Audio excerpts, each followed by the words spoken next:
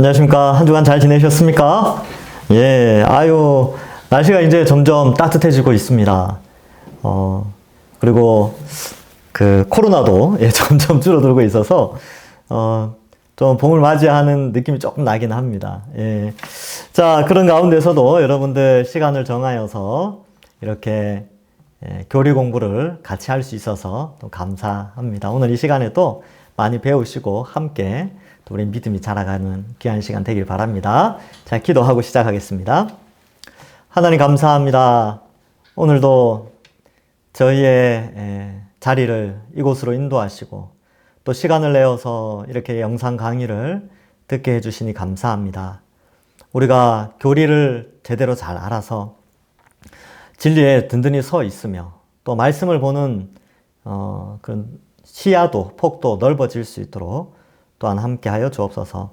성령께서 이 시간 우리와 함께하여 주셔서 지혜와 명철을 주시고 귀한 내용들을 잘 깨달아 알 수 있도록 은혜 내려주실 줄 믿사옵고 예수님의 이름으로 기도하옵나이다. 아멘. 자, 오늘은 지난주에 이어서 28페이지 28페이지 할 차례죠? 그리스도의 승천. 이 예수님에 대해서 지난주에 이어서 계속 살펴보고 있는데요. 이 지난 시간에 큰 제목만 보면 그리스도의 신성, 하나님 되심, 그럼 그리스도의 복종과 인성과 죄 없으심, 이게 의인 되심이 있죠. 그다음에 동정녀 탄생의 의미, 또 독생자이신 예수님, 그리스도의 세례와 영광에 대해서 배웠고요. 이제 오늘 그리스도의 승천에 대해서 함께 살펴보겠습니다. 승천의 의미. 승천은 오를 승자, 하늘 천자 이런 뜻이 있지요. 승천은 크나큰 중요성을 갖는 구속 사건의 하나로 재림에 앞서서 그리스도께서 가장 높아지신 한순간을 나타낸다. 그리스도께서 그의 영광으로 들어가신 것은 승천 때였다. 이렇게 기록하고 있습니다. 그래서 많은 사람들이 부활하신 예수님을 목격했죠. 그리고 예수님이 구름 타고 하늘로 올라가실 때도 다 보게 됩니다. 그래서 그건 영광스러운, 이 부활의 영광도 있지만 승천의 영광도 있게 되는 것이죠. 그래서 영광으로 들어가신 것은 승천 때였다. 이렇게 또 표현하고 있습니다. 두 번째 점 보시면 그리스도께서는 구름 속으로 떠나가셨다. 이것은 하나님의 영광의 구름, 하나님의 거룩한 임재와 관계된 것이다. 그러므로 그 떠나신 방식이 영광으로의 승천이다. 여러분, 이게 이제 우리는 구름 그러면 뭡니까? 비가 오고, 예, 그죠? 또 이렇게 보면 이제 습도 조절하고, 그죠? 그리고 이제 그런 기능으로 생각하죠. 바다에서 수증기가 올라와서 구름을 형성하고, 이 정도로 생각하는데, 2000년 전 유대인 사상, 구약 배경을 가진 유대인에게 있어서 구름은 어떤 곳이냐 하면요. 하나님이 나타나시는 곳, 또 하나님의 영광이 머무르는 곳으로 구름을 묘사합니다. 그래서 구름 가운데 임하시죠. 구름 가운데. 그래서 시내산에서 이스라엘 백성과 언약을 맺을 때도 하나님이 구름 가운데 임재하셔서 모세와 이야기도 나누고 막 그렇게 하시는데, 이 왜 구름이 필요하냐면요. 이 구름은 하나님과 인간을 나누는 그런 경계선 같은 그런 것입니다. 그래서 인간의 입장에서 구름을 보면 하나님의 보좌가 있는 곳이에요. 그리고 하나님 입장에서는 이 구름이라는 것은 죄 있는 인간과 교제하는 수단입니다. 그래서 인간이 구름이 거치고 진짜 하나님 봐버리면 인간이 다 죽으니까 구름 가운데 음성을 들려주셔서 백성들이 하나님의 말씀을 듣죠. 요러한 개념이 성막 안에도 그대로 나타났었어요. 성막에 보면 성막들이 있고 이제 성소로 들어가죠. 텐트 안으로 들어가는데 그 안에 들어가면 이제 성소가 있고 그 안쪽에 지성소라는 게 있어요. 근데 지성소에 들어갈 때 분향단이라는 게 있습니다. 이 분향단이 뭐냐면 뭔가를 태워가지고 분향을 해서 거기에서 나오는 연기가 지성소 안에 천장에 이렇게 연기로 이렇게 있는 거죠. 그럼 그 연기 가운데 그 연기가 자욱하니까 그 가운데 하나님이 말씀하시는 거예요. 마치 구름처럼. 그 분향단에서 나온 연기가 구름의 역할을 해서 하나님과 대제사장과의 관계 속에서 이제 대화가 오고 갈 수 있도록 하는 수단이 그 분향단에서 나오는 그런 거예요. 그러니까 이 구름이라는 것이 하나님의 임재의 장소입니다. 예, 그러니까 하나님의 임재의 장소로 예, 구름 속으로 떠나갔다 이 말은 하나님께로 가셨다 이런 의미가 있는 것이죠. 예, 그런 의미가 있다 이렇게 알고 계시면 되겠습니다. 그래서 그 떠나신 방식이 영광으로의 승천이다 이렇게 이해하시면 돼요. 그래서 구름 속으로 가셨다 이 말은 영광으로 들어가셨다 이런 의미죠. 자, 승천을 통한 예수 그리스도의 사역. 예수님의 승천은 아버지께로 아버지의 우편으로 가신다. 오른쪽에 계신다는 거죠. 그는 우주의 권세의 자리로 올라가신다. 예수님은 대관식을 위해 만왕이 왕이신 것을 확증하기 위해 하늘로 가신다. 그래서 하나님 우편에 앉아 계시죠. 그래서 스데반이 딱 쳐다봤는데 이제 하나님 우편에 예수님이 서 계셨죠. 예, 보통 앉아 계시는데 스데반이 죽을 때는 좀 서 계셨어요. 예, 좀 특별했나 봅니다. 어쨌든 스데반의 순교의 장면에서도 하나님 우편에 예수님이 계셨죠. 그리고 하늘 보좌를 본 많은 선지자들이나 사도들이 하나님 우편에 어린 양 예수가 있는 것을 예수님이 있는 것을 보게 되지요. 자, 그래서 예수님의 승천은 하나님께로 아버지 우편으로 가신다. 자, 그 다음 예수님은 우리의 대제사장의 일을 계속하시기 위해 하늘 지성소로 올라가셨다. 하늘에서 왕으로서 그리고 제사장으로서 우리를 위해 중보하신다. 그는 올리워 가신 그 권위의 자리로부터 성령을 교회에 부어 주신다. 이렇게 되어 있죠. 자, 여기 보면 대제사장의 일을 계속하신다는 거예요.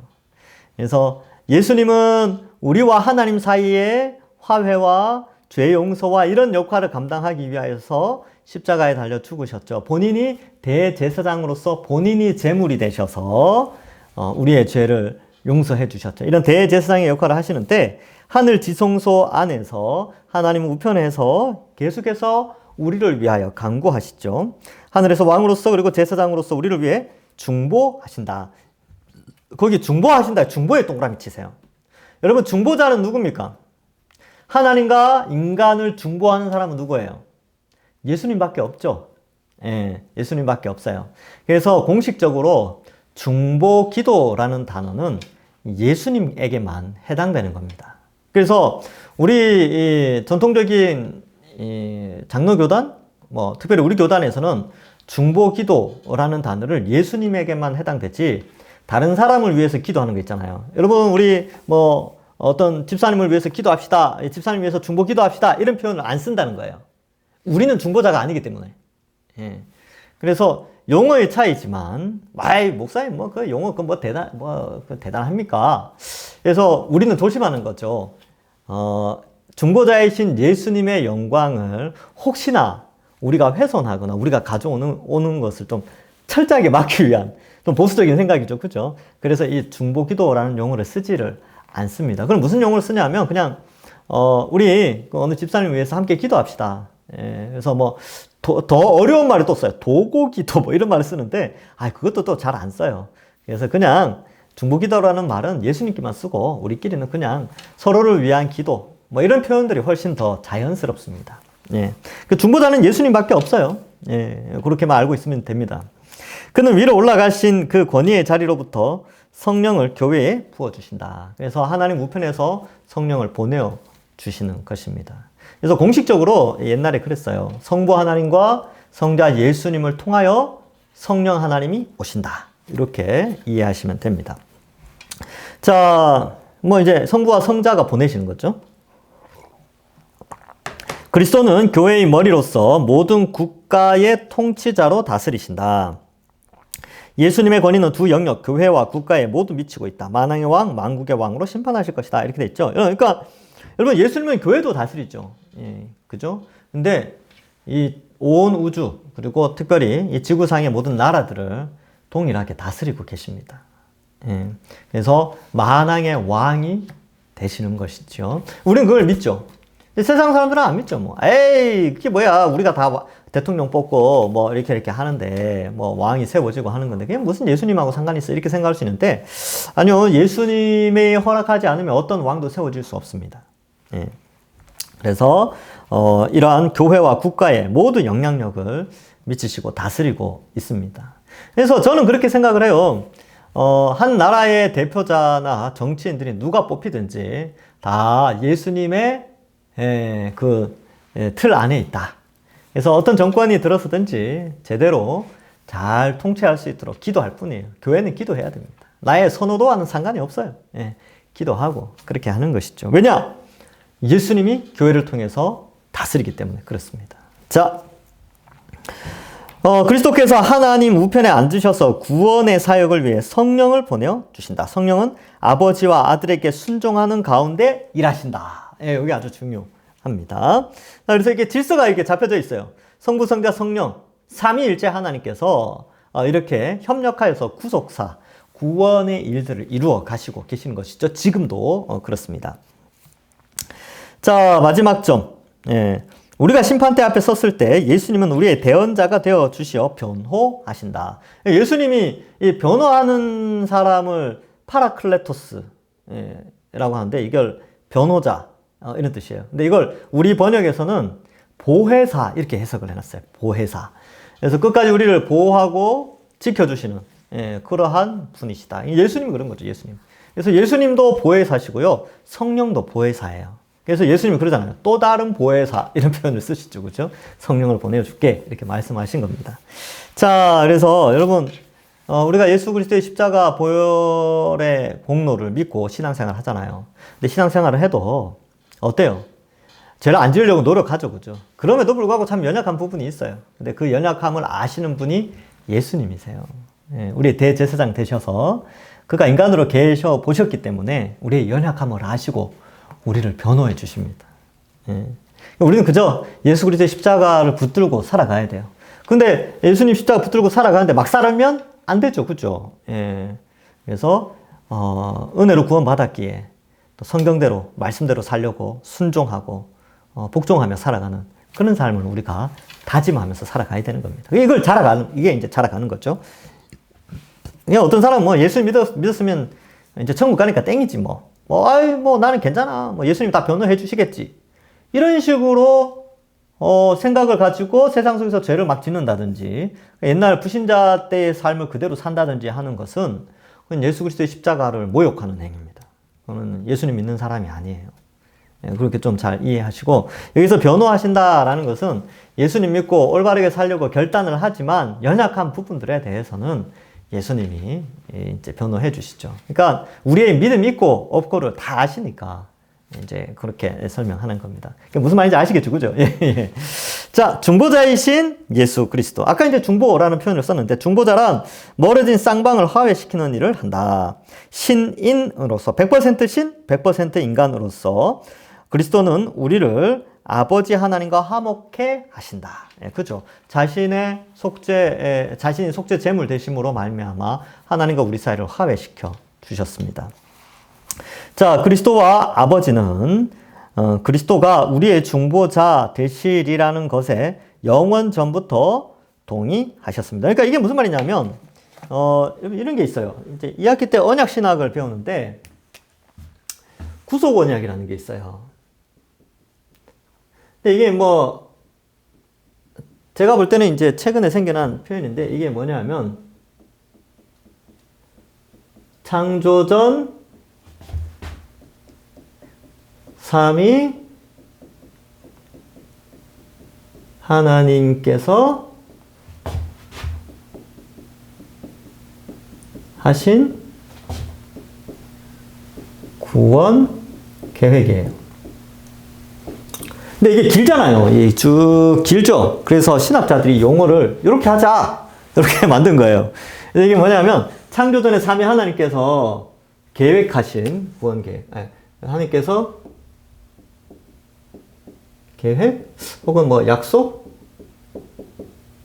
하신 구원 계획, 이렇게 이해하는 게 편하겠네요. 그러니까 뭐냐면 인간을 천지를 창조하고 하나님 나라를 만들잖아요. 그래서 영토를 다 만들고 그 백성을 만드는데 백성에게 자유의지를 주는 것이죠. 그래서 하나님의 형상대로 거룩함과 사랑함과 이런 그러니까 하나님을 닮은 좋은 인성들을 심어주고 자유의지를 주는데, 이 자유의지가 이 악한 영향력을 받아서 하나님을 대적하는 것으로 쓰일 때에 어떻게 인간을 구원할 것인가? 이미 창조 전에 성부, 성자, 성령 하나님께서 계획을 하신 거죠. 그래서 성자 예수님이 그런 내용이 있죠. 성자 예수님이 이 땅에 오셔서 인간들의 죄의 형벌을 대신해 줌으로 구원 계획을, 그러니까 죄 사함으로도 구원할 수 있는 계획을 창조전에 이 계획을 세우신 거죠. 이걸 이제 구속 언약이라 그러는데 여기 돼 있죠. 29페이지 제일 위에 그리스도와 아버지는 그리스도가 우리의 중보자 되시리라는 것에 영원 전부터 동의하셨다. 그래서 성부, 성자, 성령 하나님이 이 계획을 세웠을 때 예수님도 오케이 그렇게 합니다. 예, 저도 동의합니다. 이렇게 이제 성부와 성령과 이제 그 동의를 거친 거죠. 예, 그래서 예수님이 순종해서 오신 겁니다. 자, 그리스도의 중재 사역은 선지자들, 천사들, 그리고 모세보다도 뛰어나다. 이거 뭐 비교할 수 없죠. 왜 여기 선지자, 천사들, 모세라고 적어놨냐면 히브리서에 보면 예수님의 위대하심을 천사들, 모세, 선지자들과 비교해서 비교할 수 없을 만한 신적 영광으로 묘사합니다. 예, 비교가 안 되죠. 예. 자, 그거 써놨죠. 아까 이야기했던 중보기도. 제가 쭉 읽고 넘어갈게요. 우리는 중보자가 아니기에 중보기도라는 말을 쓰지 않는다. 하나님과 인간 사이 유일한 중보자는 예수 그리스도이시다. 그래서 가톨릭 교회의 신부, 사제, 성인의 중보는 인정하지 않는다. 그래서 그 이제 가톨릭 신자들 보면 그 성자들의 이름으로 기도해요. 우리는 예수님의 이름으로 기도하잖아요. 걔네들은 성자 이름으로. 그 성자한테, 신부한테 가가지고 막, 우린 절대 그런 거 안 합니다. 왜? 우리는 예수님이 우리를 친구 삼아주시고 하나님을 아버지로 형제라고 불러주셨는데 우리는 예수님의 형제잖아요. 예수님이 형제라고 했으니까. 그러니까 하나님을 뭐라고 불러요? 아버지라고 부르잖아요. 직접 아버지한테 나가는데 여러분 이렇게 아버지한테 뭐 용돈 달라고 그럴 때 누구 시킵니까? 안 시키죠? 그잖아요. 자기가 직접 달라고 그러지. 아버지한테 용돈 달라는데 옆집 아주머니 우리 아버지한테 용돈 좀 달라고 이야기해 주십시오. 그러나요? 안 그러잖아요. 그래서 그렇게 하지 않는 거예요. 근데 가톨릭이나 이런 데서 이렇게 하죠, 지금. 문제는 교회 안에서 남을 위한 기도를 고유 명사화시켜 중보기도라는 말을 많이 쓰는데 원칙상 그런 표현은 옳지 않다. 그러나 이미 한국 교회 안에서 이 용어를 관용적으로 많이 쓰기에 허용되고 있지만 앞으로는 도고기도, 합심기도, 이것도 괜찮네. 공동체기도 표현 쓰는 게 좀 더 좋겠다. 이건 이제 제가 이제 여러 가지 책들을 읽고 우리 교단의 총회에서 결정한 사항들을 참고해서 이렇게 써놨습니다. 자, 그리스도의 세 가지 사역. 그리스도의 세 가지 사역은 그리스도라는 단어 자체가 기름을 붓는다는 건데 구약에 기름 붓는 직분이 세 가지죠. 왕, 선지자, 제사장. 자, 선지자부터 살펴볼까요? 그리스도의 선지자 사역. 예언의 대상이시기도 했고 주체이시기도 하셨다. 선지자는 하나님의 말씀을 선포하여 돌이키게 하는 회개의 역할과 두 번째로는 앞으로 일어날 일들에 대한 예언의 역할도 같이 하게 됩니다. 그래서 선지서를 읽어보면 백성들을 돌이키는 그런 이제 근본적으로는 이제 모세 오경을 바탕으로 해서 백성들을 회개시키고자 그들에게 말씀을 선포하죠. 그리고 그들은 천상을 보기도 하고 계시를 보면서 그것을 기록하여 미래를 예언하기도 했습니다. 이 두 가지 사역이 있는데 여기도 나오죠. 그죠? 예언의 대상이시기도 했고 주체이시기도 하다. 본인은 이제 신이시니까 하나님이시니까 그렇다는 거죠. 그래서 그냥 다 이야기해 주시는 거예요. 선지자의 역할은 하나님의 말씀을 선포하는 것이다. 말씀 선포 플러스 그 자신이 말씀 자체이죠. 예수님은 하시는 모든 말씀이 계시예요. 예수님의 말씀은 다 계시의 말씀입니다. 신적, 신이 하시는 말씀이니까 인간의 모양으로 오셔가지고 그죠? 그래서 말씀 선포하시고 그 자체가 말씀, 그 자신이 말씀 자체다. 말씀이 육신이 되신 최고의 선지자다. 그러니까 선지자의 역할을 감당하는데 선지자보다는 비교할 수 없을 최고의 선지자의 역할을 감당하신 것이죠. 그리스도의 제사장 사역. 제물을 바쳐 하나님께 예배하고 백성들을 대신해 하나님께 이야기했다. 보통 이제 제사장이 하는 일은 그야말로 제사를 드리는 거죠. 이렇게 성전이나 성막 안에서 제사를 드려서 하나님과 인간 사이를 연결해 주는 건데 제물을 쓰잖아요. 근데 예수님은 자신이 대제사장이시면서 또한 제물 되시고 또한 성전 되셨어요. 그래서 어떻게 해요? 우리를 구원해 주시죠. 그래서 이 대제사장 이야기를 할 때는 이 그리스도의 그리스도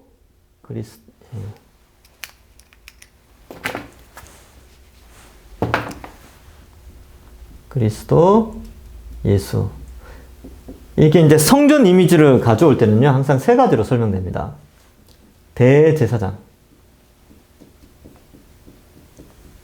두 번째로는 제물 대신. 그러니까 구약에 있는 모든 제물이 예수 그리스도를 통하여서 성취가 되어집니다. 그 다음에 성전. 여러분, 성전 안에서 대제사장이 제물을 드려 하나님과 그의 백성들을 화해하잖아요. 근데 이 세 가지 역할을 예수님이 다 하신 거예요.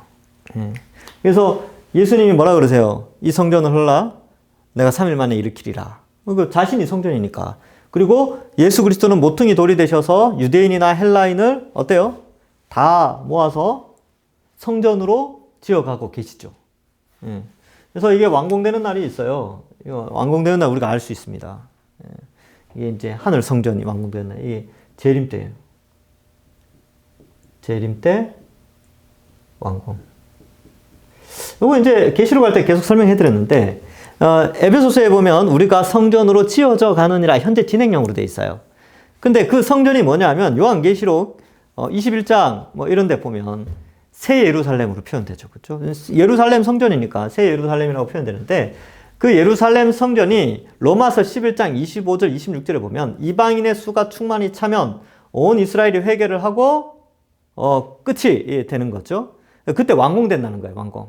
그러니까 주님 재림 때가 완공되어져서 천상의 교회와 지상의 교회가 연합하여 이 지구가 갱신되어져서 카이노스 새 하늘과 새 땅이 열려져서 이제 완성된 하나님 나라가 되는 것이죠.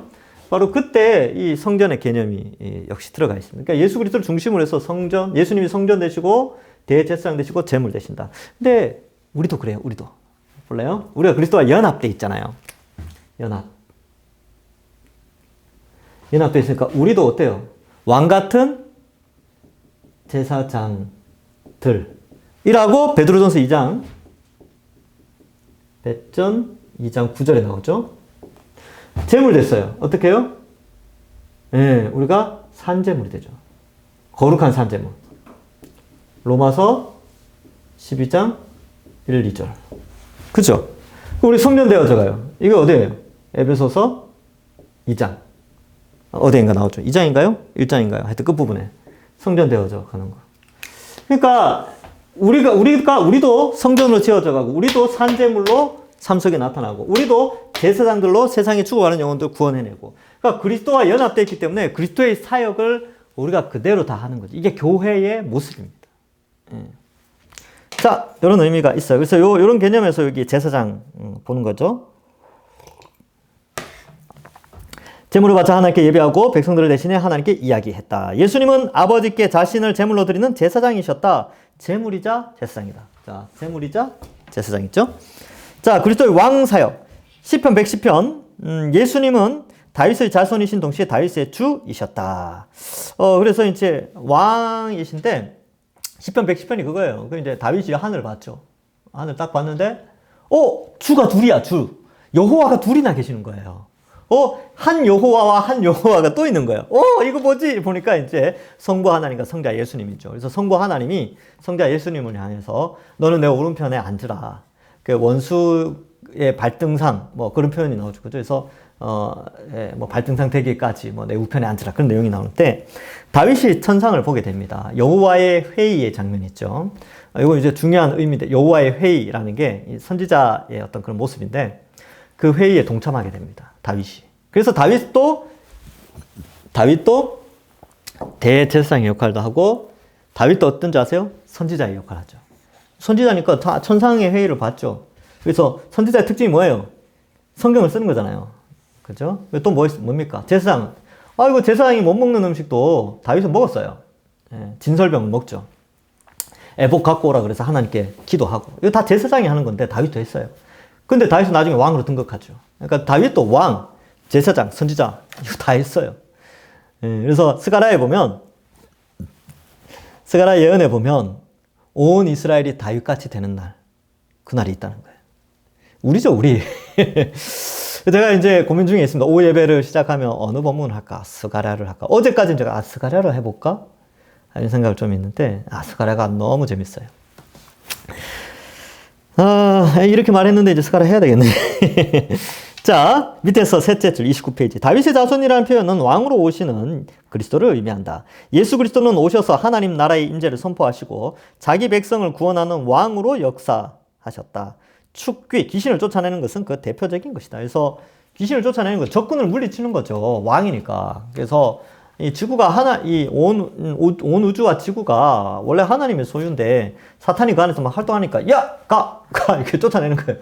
그러니까 이제 나라의 통치는 원래 지금도 뭐 예수님 통치하시는데 뭐 과거에도 마찬가지로 다 하나님 통치하시죠. 그래서 그 가운데 활동하는 애들을 이제 쫓아내는 거죠. 뭐 그런 겁니다. 제가 이원론을 조심하라 그랬죠. 그래서 뭐 지구가 이렇게 있는데 이쪽은 마귀가 다스리고 이쪽은 하나님이 다스리고 이쪽은 누가 이런 식으로 생각하면 안 된다 그랬어요. 이 지구 전체는 누가 다스려요? 하나님이 다스리죠. 하나님의 영역 안에 있는데 귀신이 요런 데서 활동하도록 잠시 놔두신 거예요. 요 활동하는 요 영역도 다 하나님의 주권 아래에 있습니다. 그러니까 주권 아래 허용하신 거죠. 근데 땅 밟기 이런 게 해가지고 이 영역을 차지해야 된다. 이런 식으로 가는 것은 하나님의 무소부재, 또 하나님의 전능과 왕대심 이런 것들을 잘 몰라서 그런 표현을 쓰는 건데 다른 사람들은 몰라서 그런 표현을 쓴다고 해도 저와 같이 공부하시는 여러분들은 앞으로는 그런 표현을 안 쓰는 게 좋습니다. 땅 밟기. 땅 밟는 건 좋아요. 땅을 밟아야죠. 그럼 땅 안 밟고 어떻게 걸어갑니까?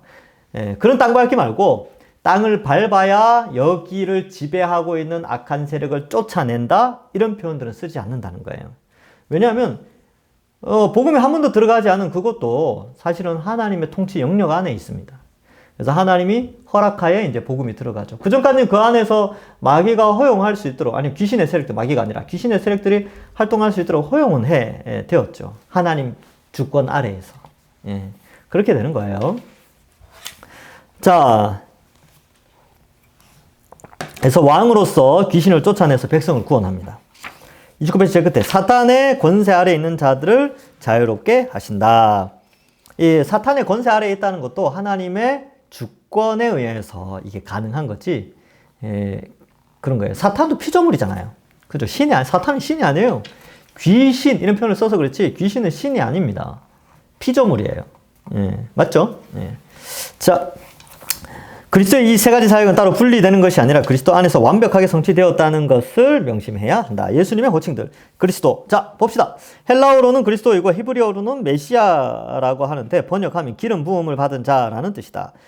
이 의미는 구약에서 찾을 수 있다. 기름은 선지자, 제사장, 왕에게 부어지는 것이다. 그러므로 예수님이 그리스도가 되신다는 것은 곧 온 인류의 선지자, 제사장, 왕으로 자기 백성을 죄에서 구원하신다는 것이다. 그래서 유대인은 이 메시아를 기다렸던 것이다.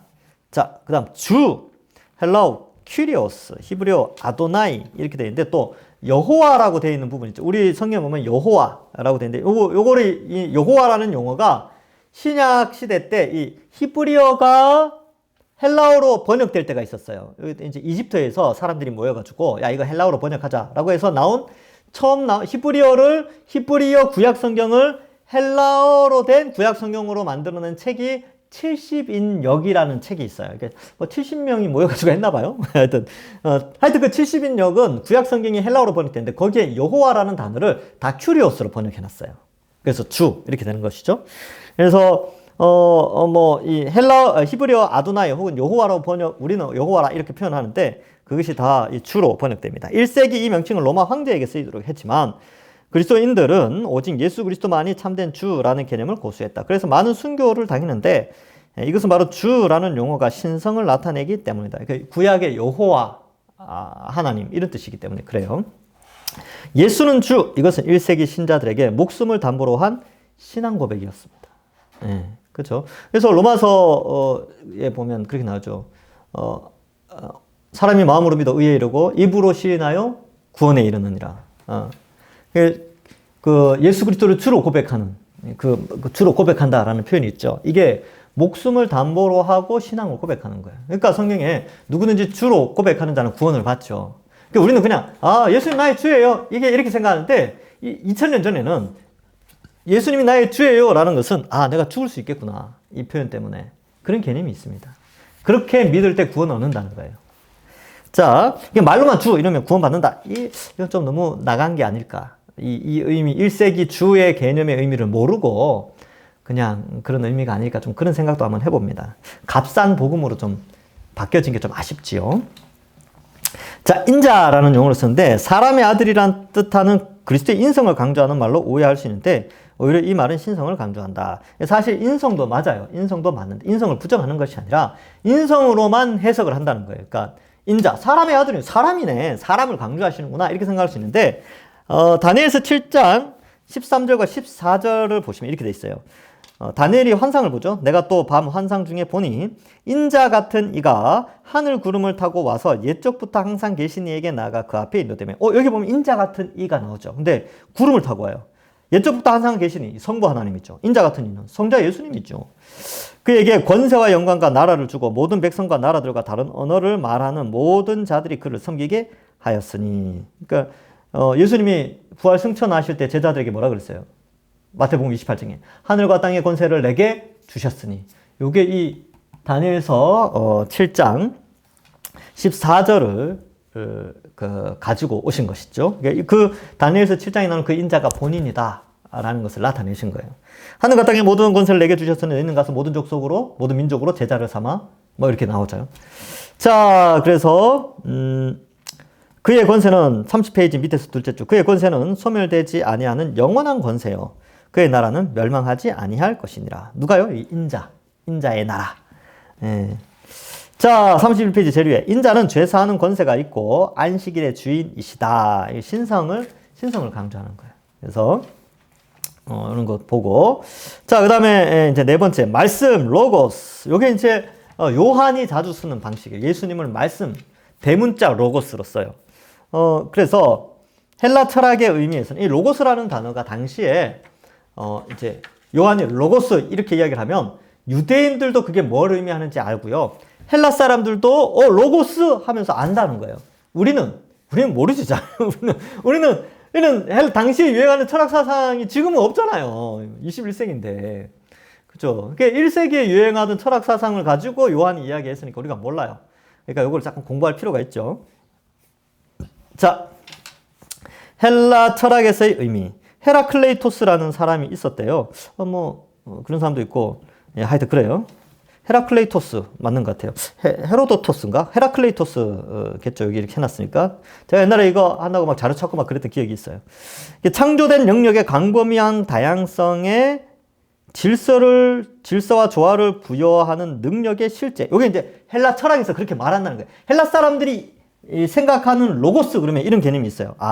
창조된 영역의 광범위한 다양성에 창조된 물건들 모든 것 가운데 질서를 부여하고 조화를 부여하는 능력의 실제. 그를 로고스로 본 거죠. 신적 존재죠. 그러니까 헬라 사람들이 로고스 그러면 창조 질서를 조화롭게 하고 질서 있게 움직이는 신적 존재, 실체.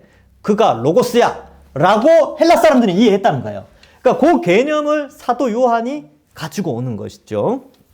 그래서 로고스라는 단어를 쓰고, 그래서 헬라 철학에서는 이 로고스는 어떤 인격이나 구체적인 표현이 없는 형이상학적 개념이다. 이게 실체 어떠한 그런 뭐라 그럴까, 이 지구의 창조물들을 움직이는 뭐라 그럴까요? 예, 질서와 조화를 부여하는 능력이지만 우리와 같은 인격체로서의 어떤 말씀은 아니라는 거죠. 예. 그래서 형이상학적인 개념이다. 헬라 철학자들 이야기하는 거 보면 알 듯 모르겠죠. 애매모호한 표현들 많이 쓰잖아요. 이 로고스도 그런 개념이 있죠. 그러나 요한이 쓸 때는 명확한 개념이었어요. 예. 자, 그래서 기독교의 의미에서 이 로고스라는 단어는 창세기 1장 3절에 하나님이 가라사대라고 말씀하시며 그 말씀으로 세상을 창조하셨고 모든 만물에 질서를 부여하시고 섭리하고 계신다. 이거 헬라 철학의 로고스와 비슷한 듯한데 그러나 어때요? 예, 이 헬라의 로고스 개념은 훨씬 뛰어넘는 말씀 개념이다. 여기는 인격이 있죠. 예. 헬라 철학에서 로고스는 인격이 없어요. 지, 정, 의 이런 게 없다니까요. 그냥 단순히 능력, 뭔가 움직이는 거대한 손, 어떤 그런 게 있을 것이다. 이런 개념인데 이 히브리적 개념으로 가져오면 그 말씀이라는 게 실제적인 인격을 가지고 있다. 지성과 감정과 의지를 가진 실제하는 존재. 근데 그분이 바로 성자 예수님. 그 성자 예수님을 성자 하나님을 말씀으로 사도 요한은 나타내고 있는 것이죠. 그러니까 헬라 사람들이 이런 거죠. 야, 너네들 그 로고스 믿는다며? 아, 로고스 너네들 실체 없는 형이상학적으로 이해하지? 실체가 있어. 너희가 몰랐는데 몰랐지? 내가 가르쳐 줄게. 이 로고스는 말이야, 하나님이야.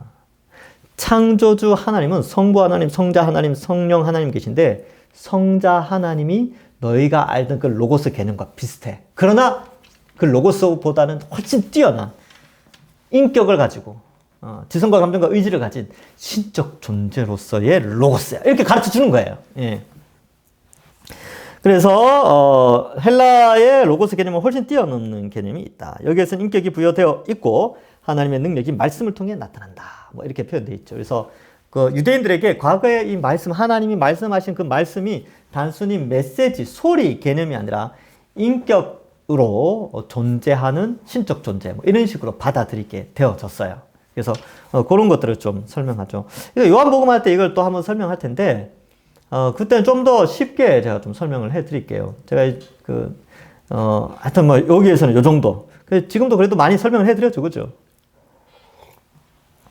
그래서 그 말씀이 육신이 되었다. 이 표현은 사실 그 말씀이라는 게 무인격체가 아니라 인격체다. 이것을 설명하고 그 인격체로 존재하시는 그 신이 육신으로 오셨다. 이게 요한복음 1장에 나오는 것이죠. 자, 그 다음 마지막 점. 예수 그리스도가 말씀이신 것은 헬라적 의미를 초월해 구약의 개념에서 하나님의 능력, 하나님의 계시자로 드러난 인격을 가진 말씀을 뜻한다. 하나님은 말씀을 통해 자신을 나타냈듯이 예수 그리스도를 통해 자신을 계시하고 운행하신다. 그래서 로고스다. 뭐 하여튼 그런 개념이 있습니다. 자, 그 다음 성령 하나님. 또 성부, 성자, 성령이죠. 세 번째 성령. 성령의 신성. 성령은 하나님이시다라는 거. 삼위 하나님으로서의 성령. 성부, 성자, 성령의 이름으로 세례를 주거나 기도하는 것을 많이 듣는다. 그리스도의 신성과 달리 성령의 신성은 대체로 교회에서 많이 받아들여졌다. 그러니까 성령 하나님은 신이시다라는 것을 거부한 적이 거의 없어요. 네, 없다니까요. 근데 예수님은 하나님이시다라는 걸 거부한 사람들이 많았죠. 이단들이 많았어요. 네. 근데 성령은 하나님이시다. 이걸 특별히 거부한 사람이 별로 없었어요. 거의 다 받아들였어요. 자, 이 성경에서의 성령의 신성. 하나님이 말씀하신 것은 또한 성령이 말씀하신 것으로 기록되어져 있다. 사도행전 5장 3절 4절에 보면 베드로가 이르되 아나니아야 어찌하여 사탄이 네 마음에 가득하여 네가 성령을 속이고 땅값 얼마를 감추었느냐. 그 성령을 속이고 거기에 줄치세요. 땅이 그대로 있을 때에는 내 땅이 아니며 판 후에도 내 마음대로 할 수가 없더냐. 어찌하여 이 일을 마음에 두느냐. 사람에게 거짓말한 것이 아니요. 누구에게요? 하나님께로다. 이렇게 돼 있죠. 그러니까 하나님께 거짓말했잖아요. 그러니까 하나님의 줄치십시오. 위에는 성령을 속였다라고 돼 있고 밑에는 하나님을 속였다라고 돼 있는 거예요. 그래서 이 다른 게 아니고 성령을 속인 것이 곧 하나님을 속인 것이니까 성령 하나님을 속인 거죠. 예. 뭐 이렇게 또 볼 수 있고요. 세 번째 점. 성령은 모든 것, 곧 하나님이 깊은 것이라도 통달하시느니라. 뒤에 가서 또 살피는데 고린도전서 2장 10절에 나오죠. 그래서 성령은 하나님의 영, 그리스도의 영이시기 때문에 하나님의 계시, 하나님의 말씀을 다 깨닫도록 우리에게 도와주시는 것이죠. 성령의 무소부재. 그러니까 무소부재자라는 것은 아니 계신 곳이 없다. 뭐 그런 뜻이에요. 시편 139편 7절 8절에 보면 내가 주의 영을 떠나 어디로 가며 주의 앞에서 어디로 피하리까. 내가 하늘에 올라갈지라도 거기 계시며 수월에 내 자리를 펼치라도 거기 계시니이다. 뭐 하여튼 지구 어디를 가든 하여튼 달에 가든 우주 여행을 가든 어디든지 거기에 성령이 계신다. 뭐 그런 뜻이에요. 무소부재. 그러니까 여러분 여기는 안 계시겠지. 뭐 그런 데 있죠. 어두컴컴한데 지하에 이런 데 아니 번쩍번쩍하고 이런 데 있잖아요. 여기는 안 계시겠지라고 생각하는 거기까지 다 계신다니까요. 성령이 다 계세요. 이것 때문에 우리는 위로받기도 하고, 때로는, 조심하기도 하고, 그렇게 되는 것이죠. 그래서, 불신자들이 악한 계획들을 세우는 거, 우리는 몰라도요, 하나님 다 알고 계세요. 자, 봅시다. 창조사역 때 성령이 계셨어요. 하나님의 영, 성령이죠. 하나님의 영은 수면 위에 운행하시니라. 이게 운행하신다 이 표현이 신약에도 한번 나오죠. 그죠? 이거 얼마 전에 설명을 했었는데 그 마리아에게 이렇게 성육신 할 때, 동정녀 탄생할 때 요거 설명했죠. 덮으셨다. 이런 표현들. 성령의 사역으로 그렇게 된 겁니다. 창조 사역. 그 다음에 고린도후서 13장 13절. 주 예수 그리스도의 은혜와 하나님의 사랑과 성령의 교통하심이 너희 무리와 함께 있을지어다. 여러분 제가 축도하잖아요. 지금은 우리 주 예수 그리스도의 은혜와 하나님 아버지의 크신 사랑과 성령의 교통하심이 이제 요거 고린도후서 13장 13절을 가지고 축복 기도를 하는 겁니다. 예. 그래서 이게 우리 장로교단 안에 전통이 있죠. 요거에서 나온 거예요. 교통이라는 게 성령의 교통이라는 게 뭐 코이노니아 교제 사귑게 하심. 왜 이런 표현을 쓰냐면 성령이 하나 되게 하셨거든요. 에베소서 4장 3절에 보면 성령이 하나 되게 하신 것을 힘써 지키라 이렇게 되어 있으니까 이게 교통하심이거든요. 그래서 축도할 때도 성부, 성자, 성령을 하잖아요. 예수님의 은혜, 하나님의 사랑, 성령의 교통. 자, 그래서 성령도 역시 신성, 하나님이시다. 성령의 인격성. 이게 뭐냐면 성령은 마치 뭐 바람이나 어떤 뭐 불이나 뭐 이런 걸로 자꾸 착각하는 거예요. 뭐 어떤 사람 비둘기로 이야기해요. 비둘기. 아니, 성령의 비둘기 가치지. 성령이 비둘기다라고 하는 게 아니라니까요. 그러니까 그 이제 자꾸 영화 같은 데 보면 비둘기가 막 날라와가지고 예수님 어깨 위에 앉고 그러니까 자꾸 오해를 하는데 성령이 비둘기 같이 지규법이죠. 예. 그러니까 실제로 비둘기가 올라와서 앉은 건 아니죠. 성령 하나님 인격이 있어요. 지성과 감정과 의지가 있다는 거예요. 어떤 바람이나 어떤 보이지 않는 어떤 그런 게 아니에요. 볼까요? 성령을 말할 때 인칭 대명사만 쓴다. 요한복음 16장 13절. 그러나 진리의 성령이 오시면 그가 너희를 모든 진리 가운데로 인도하시리니 그가 스스로 말하지 않고 오직 들은 것을 말하며 장래일을 너희에게 알리시리라. 여기 이제 인칭 대명사를 써서 그라는 걸 쓰죠. 성령을 대적하여 죄를 짓지 말라. 갈라디아서 5장 17절. 성령을 해방하지 말라. 뭐 나오고 성령이 말할 수 없는 탄식으로 우리를 위하여 간구하신다. 예. 로마서 8장에 보면요. 아우 은혜가 돼요. 예수님도 우리를 위해서 기도하시고 성령 하나님도 우리를 위해서 기도하세요. 예. 그래서 이 인격이 있기 때문에 탄식도 하시고 또 인격을 대상으로도 회방도 하고 대적하게 되죠. 그래서 성령 회방하는 자가 있다는 것은 인격이 있으니까 회방을 하는 것이죠. 자, 그 다음 성령께 기도하는 것은 합당하다. 성령은 또한 우리가 하나님께 자신을 충분히 표현하도록 도우신다. 그래서 우리가 어떤 사람 그렇게 성령 하나님 도와주시옵소서 뭐 이렇게 하는데 뭐 그것도 괜찮다는 거예요. 근데 예수님께서 말씀하시죠. 누구든지 내 이름으로 구하는 자 구하면 하나님께서 다 들으신다라고 했으니까 일반적인 원칙에 의해서 하나님을 아버지로 부르고 마지막에 예수님의 이름으로 기도를 마무리하는데 성령께 기도하는 것도 합당하다, 괜찮다 이것을 표현하는 것이 항상 이렇게 하라 그런 건 아니에요. 보통 일반적으로는 하나님 아버지께 예수님의 이름으로 성령의 도우심으로 기도를 하게 됩니다. 예, 기도의 원리가 그렇게 되어 있어요. 자, 인격자의 일을 수행하신다. 성령은 위로하시고요, 인도하시고 가르치십니다.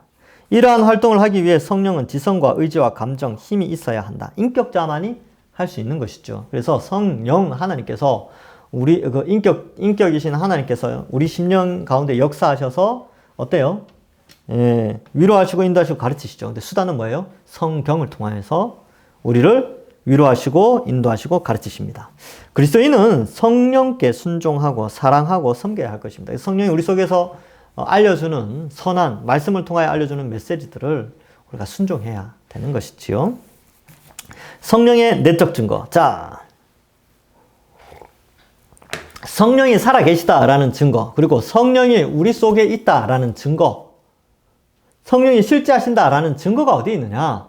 첫 번째 내적 증거라는 게 있다는 거예요. 한번 볼까요? 성경 66권이 하나님의 말씀이라는 증거 이렇게 되는데 이게 뭐냐면 성경이 하나님의 말씀이라고 믿어지게 하는 것을 보니까 성령이 계시는 거예요. 우리 속에서. 여러분 성경 66권의 하나님의 말씀, 하나님의 계시의 말씀이라는 걸 믿죠. 그걸 믿도록 도우신 분이 누구냐면 성령이에요. 그게 성령이 우리 속에 있다는 거죠. 불신자들은 성령이 없으니까 성경을 하나님의 말씀을 믿어요, 안 믿어요? 안 믿죠. 그냥 사람이 써놓은 거라고 생각하죠. 근데 우리는 하나님의 말씀이라고 믿잖아요. 그러니까 우리 속에 성령 하나님 있는 거죠. 그래서 어떤 사람이 그래요. 아유, 목사님, 저는 아직 성령 세례를 못 받았어요. 자꾸 그러길래 제가 예수님이 우리 죄를 위하여 십자가에 달려 죽으신 걸 믿습니까? 아, 네, 그건 믿지요. 성경 66권이 하나님의 말씀인 걸 믿습니까? 예, 그건 믿지요. 예, 그러면 성령 하나님께서 함께 하십니다. 성령 세례를 받으셨습니다. 아, 성령 세례가 그런 거예요. 그래요. 네, 그런 게 성령 세례입니다. 자, 그렇게 가르쳐 주고 있어요. 여러분, 이 성령 세례라는 것은 성령이 우리 속에 오셨다는 거거든요. 성령이 우리 속에 오셔야지만 십자가가 믿어지고 성경이 믿어지는 거예요. 그래서 우리는 이미 성령 세례를 다 받은 자들이지요. 성령 세례는 또 다른 뭐 이상한 현상을 통해서 증명되어지는 게 아닙니다. 그렇게 오해하시면 안 돼요. 이것 때문에 뭐 교단이 또 나눠지기도 하지만 하여튼 우리는 그렇게 전통적으로 해석을 해옵니다. 예. 종교개혁의 후예들은 다 그렇게 해석해요. 자, 그래서 증거의 확실함. 하나님 본인이 증거를 직접 제시하심. 성령 하나님이 직접 제시하는 거죠. 우리가 성경의 진리를 입증하기 위한 여러 증거들을 들고 나와도 다른 사람들이 그것으로 인해 믿는다거나 굴복한다거나 깨닫는다는 보장이 되는 것은 아니다. 창조과학의 한계. 예. 제가 이제 창조과학에 관심이 많아서 이 창조과학 강의를 많이 들었는데, 이 창조과학도 굉장히 믿는 사람에게는 도움이 돼요.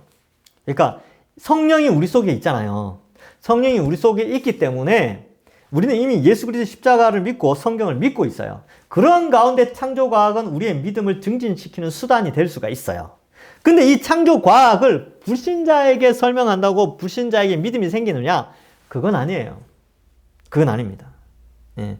그래서 이 창조과학은 믿음을 도와주는 수단이지 불신자들에게 믿음을 수여하는 수단은 아니에요. 그럼 믿음을 수여하는 수단은 뭐예요? 믿음은 들음에서 나고 들음은 그리스도의 말씀에서 난다. 돼 있잖아요. 성경 말씀을 통해서 믿음이 들어가는 것이지 창조과학을 통해서 들어가는 게 아니에요. 여기 이제 창조과학의 한계인데 이렇게 이해를 하시고 창조과학을 이해하시면 돼요. 그 뭐 예를 들면 이제 그런 거 있잖아요. 어떻게 하나만 설명해 드릴게요. 이게 시간 없는데 이거 또 설명해야 되나? 예. 예를 들어서 창세기 보면 궁창에 물이 있고 땅에 물이 있잖아요. 이게 지구. 지금은 이제 궁창에 물이 없어요. 구름만 있죠. 근데 예전에는 궁창에 물이 있었대요. 이렇게 물층. 근데 여러분, 지구를 중심으로 해서 밖으로 벗어나면 기온이 올라갑니까? 내려갑니까? 내려가죠. 그러면 하늘에 물층이 있었다는 것은 이 물층이 이게 얼음 형태로 있었대요. 이거 제 주장이 아니고 창조과학에서 이야기하는 거예요. 얼음 형태로 지구를 이렇게 둘러싸니까 어때요? 지구의 북극이나 남극이나 기온차가 별로 없어요. 중부지방이나. 그래서 뭐 이렇게 하면 거의 지구 평균 온도가 한 26도에서 뭐 몇 도 정도 된대요. 그러니까 26도면요. 여러분 집에서 26도면 반팔 입고 다녀요. 팬티만 입고 다녀도 돼요. 근데 지구가 처음 만들어졌을 때 이제 요쯤 되죠. 그죠? 요쯤에 하나님 에덴 동산을 만드셨어요. 지금 거기 티그리스 유프라테스 강의 줄기 뭐 그쪽 그 어디죠? 아라랏산 근처 뭐 이렇게 잡는다고 치면 하여튼 이쯤 되는데 하여튼 뭐 지구가 이거 사람이 얼마든지 자유롭게 하고 이때는 많은 나무들이 지금의 나무들보다 훨씬 많았대요. 지금의 나무들보다 훨씬 많았던 이유는 어떻게 증명되어지냐면 석유 때문에 그래요. 석유가 이 석유 매장량을 보면서 이거는 과거에 지구에 엄청난 양의 수풀이 존재했다는 증거를 나타낸대요. 근데 이제 노아 홍수 때 이게 이제 다 쏟아지죠. 이제 이 하늘의 물들이 땅에 떨어지면서 얼음 조각이 떨어지면서 어떻게 돼요? 물이 되잖아요. 그죠? 그리고 지구가 이렇게 있었는데 땅이 갈라져서 샘이 터져 나오죠. 그러면서 땅이 뭐 갈라졌다. 이렇게까지 설명을 하는데 그건 뭐 증명될 수 없고 그냥 가설이죠. 근데 이 얼음이 어떻게 깨졌느냐? 뭐 어떤 사람은 뭐 이렇게 뭐가 와가지고 부딪혀서 얼음을 깨트렸다. 뭐 이렇게 주장하는 사람도 있고. 뭐 소행성 같은 거 이런 거죠. 뭐 그 다음에 뭐 하여튼 어떤 형태로든 이렇게 이걸 막 설명을 해내요. 근데 여러분 이게 불신자들이 이거 보면 무슨 생각하냐면 말도 안 되는 소리 하고 있다 그래요. 말도 안 된다. 이게 무슨 말이 되냐 이게. 이거 불신자들은 그렇게 생각 안 해요. 네. 근데 우리는 그럴 수도 있겠네. 과학적으로. 이렇게 생각하는 게 이제 창조과학인데 뭐 재미는 있어요. 제가 이제 강의들을 이렇게 쭉 봤는데, 그럴 수도 있겠다. 근데 이제, 그런 건 있어요. 고고학이라는 게 있습니다. 고고학. 고고학은 또 창조과학과는 달라요. 고고학은 뭐냐 하면, 고고학은 가설이 아니고, 고고학은 철저하게 증거를 중심으로, 이제 고고학이 발전하게 되는데, 성경에 있었던 것들이 사실이라는 증거들은 고고학을 통해서 많이 발굴되고 있습니다. 그래서, 이 고고학은 성경에 이거를 입증하는 아주 중요한 수단이 됐죠. 그것도 역시 마찬가지예요. 고고학도 한계가 있죠. 고고학자들이 뭐 완벽한 진리를 갖추고 있겠어요. 그죠? 우리는 그래서 믿음이라는 것은 고고학이든 창조과학이든 이런 걸 통해서 형성되는 게 아니고, 믿음은 성경을 통하여, 그리고 성경은 성령 하나님의 깨닫게 하심을 통하여 믿어지는 거예요. 그래서 성령은 뭘 통해서 나타나요? 역사하여? 성경을 통해서 역사하는 거예요. 성령이 창조과학을 통해서, 성령이 고고학을 통해서 역사하는 게 아니고, 성령 하나님은 성경을 통해서 역사하는 거예요. 그렇게 좀 이해하시면 됩니다. 그러니까 뭐 이 과학이라는 게 그렇잖아요. 언젠가 다시 뒤집어질 수도 있고, 고고학도 마찬가지예요. 나중에 다른 학자가 나서 다른 주장할 수도 있기 때문에 그런 걸 통해서 성령이 역사한다 이렇게 표현할 수 없죠. 그냥 참고할 정도만 됩니다. 그래도 재미는 있어요. 나중에 한번 강의를 한번 해보려고 합니다. 그런 부분들에 대해서. 말씀의 진리들을 확신하기 위해서는 우리에게 성령의 내적 증거의 도움이 필요하다. 그래서 여기 철저하게 성령의 내적 증거, 성령이 살아계시고 성령이 계시다는 철저한 우리 속에 계시다는 증거는 말씀의 진리를 확신하도록 도우시는 거예요. 우리에게 성령의 내적 증거의 도움이 필요합니다. 그죠? 그래서 말씀이 믿어지십니까? 그러니까 아멘 소리가 납니까? 성령이 우리 속에 있다는 증거입니다. 그 성령이 우리에게 아멘 하도록 하시는 거죠. 누구도 성령이 없으면 예수님을 주라고 고백할 수가 없어요. 자, 성령은 우리를 말씀의 진리들의 확실한 증거에 순응하고 굴복하게 만든다. 성령이 우리가 성화의 삶을 살 수 있도록 그렇게 살게 해요. 말씀에 순종해서 살 수 있도록. 성화는 성령의 역사입니다. 진리의 말씀에 순응하고 굴복하게 만들죠. 여러분 그 37페이지 잠깐 펼쳐보세요. 거기 그림 보시면 그림에 보면 성령의 성화라고 되어 있죠. 성화 위에 순종 이렇게 되어 있죠. 그렇죠? 이렇게 성령이 성화의 일을 하게 하신다는 겁니다. 다시 앞으로 34페이지. 자, 봅시다. 내적 증거 방식이라고 되어 있죠. 숨겨졌던 새로운 정보, 다른 방법으로 알 수 없는 독창적인 논거를 제공하시지는 않는다. 그래서 성령의 내적 증거 방식은 뭐냐면 이런 거예요. 성령이 오셔서 성경을 벗어난 새로운 하나님 나라를 보게 한다든지, 성경을 벗어나서 새로운 뭔가를 가르쳐 준다든지, 혹은 2000년 기독교 역사 속에 성경을 해석해온 방식이 아닌 또 다른 이상한 방식을 허락한다든지, 그런 형태로 성령이 우리 속에 오시지 않는다는 거예요. 아시겠죠? 그러니까 이단 사이비들이 다 이 교리를 모르니까 그렇게 주장하는 거죠. 성령이 오셔서 계룡산에서 계룡산에서 뭐 40일 금식기도 하다가 새로운 성경 해석 방법을 주셨다. 다 가짜입니다. 이렇게 말하는 거. 그래서 생겨난 이단들이 많잖아요. 가짜예요. 그러니까 현혹되면 안 됩니다. 그래서 숨겨졌던 새로운 정보, 다른 방법으로 알 수 있는 독창적인 논거를 제공하시지 않아요. 성령은 2000년 기독교 역사 속에서 바른 성경 해석을 남겨두셨습니다. 이거를 정통주의라고 해서 정통적 해석이라고 해요. 정통적 해석. 이걸 이제 1세기부터 21세기까지 성령이 역사하여 해왔는데 이것을 벗어난 새로운 것들을 하지 않았다는 거예요. 자, 그 다음 봅시다. 35페이지 위에서 둘째 줄. 우리의 영에 작용하여 하나님의 진리에 반항하는 우리를 무너뜨리고 정복하신다. 그래서 여러분 우리 속에는 죄성이라는 게 있잖아요. 근데 성령이 우리 속에 오시면요, 그 죄성을 무너뜨리는 거예요. 거부할 수 없이. 이걸 이제 불가항력적 은혜라고 표현을 하는데, 하나님은 우리를 선택하셔서 성령을 부어주시면 우리가 저항할 수 없죠. 진리에 꼬꾸라져서 회개하고 하나님을 믿게 됩니다. 여러분, 이런 경험이 있어야 돼요. 이거는 이제 우리 일생에 한 번 주어지죠. 예수님을 진짜 믿고 나서, 아, 내가 죄인이구나. 내가 하나님을 반역하면서 살아왔구나. 아, 그 죄의 형벌을 대신해서 예수님이 십자가에 죽으셨구나. 이걸 깊이 깨닫는 순간이 있다는 거예요. 그 날짜와 뭐 이런 거 몰라도 돼요. 근데 정말 그러한 회개의 순간들이 있었던가?